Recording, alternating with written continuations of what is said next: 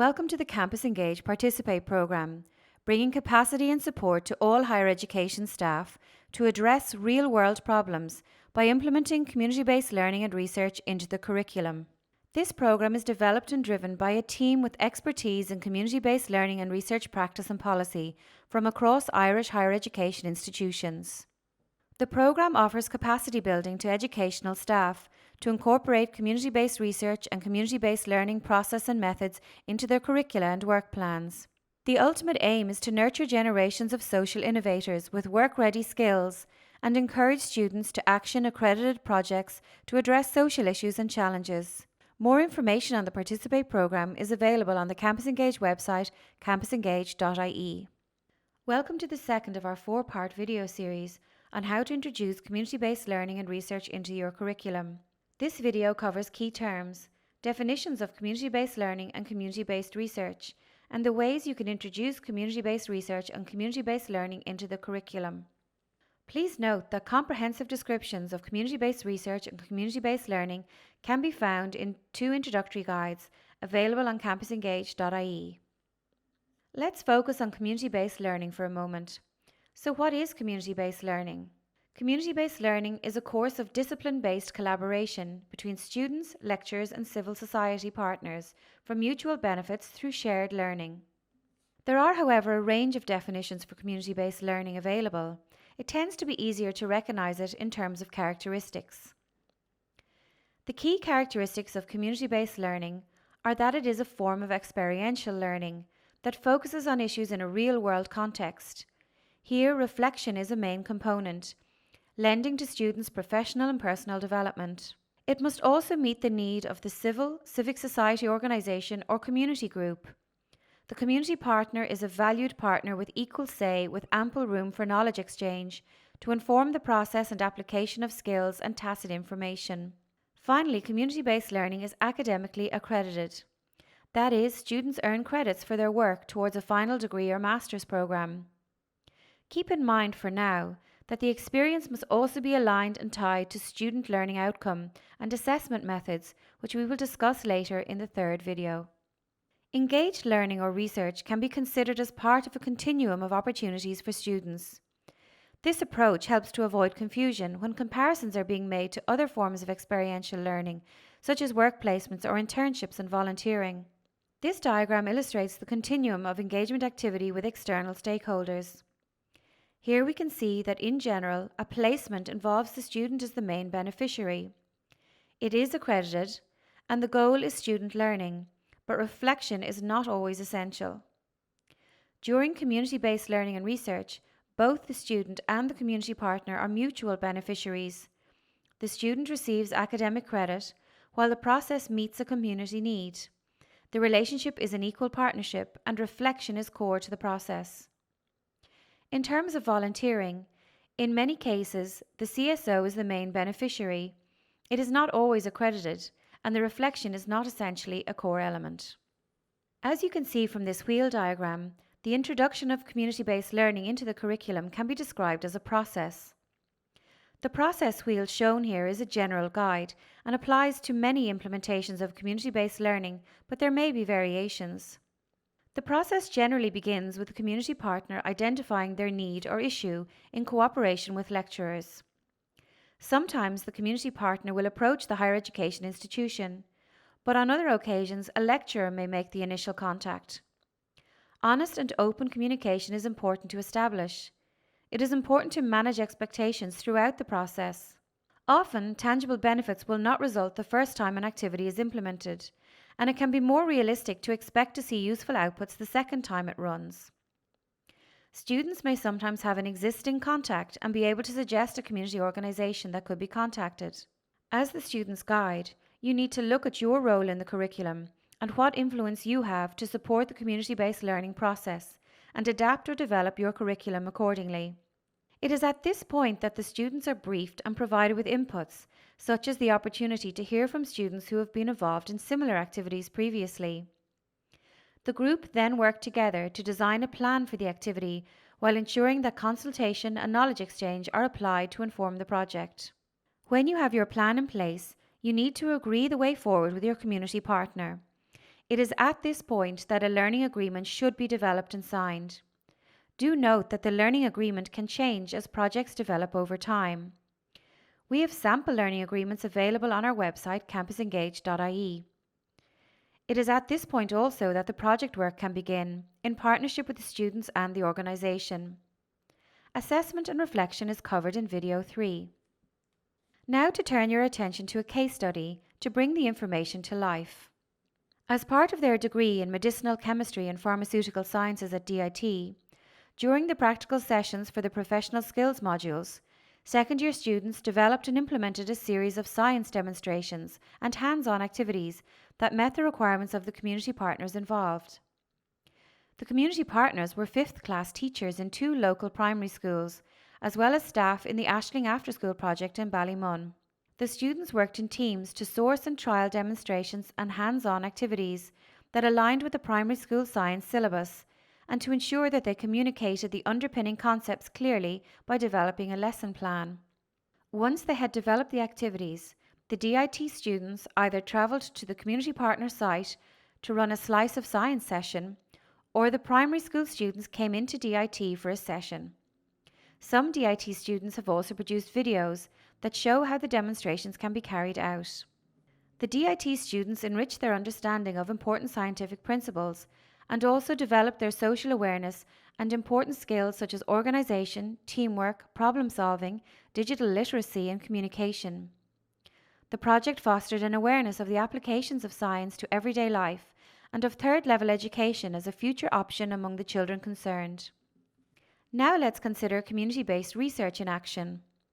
Let us draw your attention again to the introductory guide on community-based research available on the Campus Engage website. The definition Campus Engage uses: a collaborative approach to research that equitably involves all partners in the research process and recognises the unique strengths that each brings, begins with a research topic of importance to the community, and has the aim of combining knowledge with action and achieving social change. This is extracted from the Community Health Scholars Programme. The student often conducts the research as part of their academic requirement. Example, a final year project or postgraduate research, thus ensuring its embedment in the curriculum. An important difference between community-based research and traditional academic research is that it is undertaken with instead of on the community. Remember that community-based learning, in contrast, is a course or discipline-based collaboration between students, lecturers and civil society partners for mutual benefit through shared learning. While a distinction is made between community-based research and community-based learning, there is a great deal of crossover as regards organisation of projects, interaction with community partners and pedagogical supports provided by academic staff. Also, a community-based learning activity will often develop over time to incorporate community-based research projects. The emphasis here is that the research is undertaken with and for instead of on the community. Community-based research starts with a research topic of importance to the community and has the aim of combining knowledge with action to achieve better outcomes for those stakeholders involved. This slide illustrates BIG's typology of participative research to help us understand the core principles. Contractual. One social actor has sole decision-making power over most of the decisions taken in an innovative process and can be considered the owner of this process. The researcher uses the facilities or resources of the CSO stakeholders to carry out his or her research. Consultative. Most of the key decisions are kept with one stakeholder group, but emphasis is put on consultation and gathering information from others, especially for the identification of constraints and opportunities, priority setting and evaluation. Collaborative. The researcher and the CSO stakeholders collaborate, exchange of knowledge and share decision-making power during the process. Collegiate. Partners in the process. Ownership and responsibility are equally distributed among the partners, and decisions are made by agreement or consensus among all actors. Once a proposal is received from a community partner, it is translated into a research project to be carried out by students and/or staff in collaboration with the community group. Projects carried out through higher education structures are seen as being scientifically impartial and thus can provide organisations with increased legitimacy in political debates or enhance their lobbying activities. Community-based research projects also enable the community to benefit from the application of specialised methodological approaches and technology located in their local higher education institution. Note that while the partnership collegiate approach is the preferred one, it may sometimes be that circumstances are such that a community partner requests that a particular piece of research be done and do not anticipate a significant amount of interaction to take place. Once the work fulfills a need they have and develops the student's skills and knowledge, it would usually be considered to be worth undertaking. This wheel diagram illustrates the process. During Phase 1, the community partner identifies the research question. This may be advertised on the HEI database of opportunities, or a student may approach the CSO. Once a student has committed to the project, if necessary, approval should be sought from the HEI Ethic Committee. During pre-planning, Phase 2, partners should seek to clarify the research question, evaluate the feasibility and map concrete needs with the student. During Phase 3, the project plan is developed and a research agreement should be signed. Sample research agreements are available at campusengage.ie. It is only after this process that the research project should kick off, and CSO participation is encouraged alongside academic supervision throughout the project, adapting plans according to the needs of all parties. During the final phase, the report is submitted. If successful, the CSO can continue to advise the student on how to implement findings from the research report, to think about the next steps to advance research and disseminate. Students, if appropriate, are encouraged to consider presenting at conferences, publishing in newspapers, journals, and conference papers. Let's turn your attention to a community-based research case study. Teresa's study examined prevalence rates of postnatal depression and the efficacy of peer social support models. She presented her findings at an event run by community partner Cork University Maternity Hospital for professionals, policymakers and community groups, discussing her study findings on impact. Postnatal Depression Ireland and UCC have joined forces to ultimately improve the experience of mothers suffering from postnatal depression. P&D Ireland, a voluntary group run by a mother in Cork and 3 social work students in UCC, recently collaborated on 2 successful community-based research projects in a bid to delve deeper into the experiences of mothers with postnatal depression. The first project involved a second-year Master of Social Work student researching the prevalence of postnatal depression in Ireland, providing the community group with new important statistics which they subsequently used when lobbying politicians and policymakers.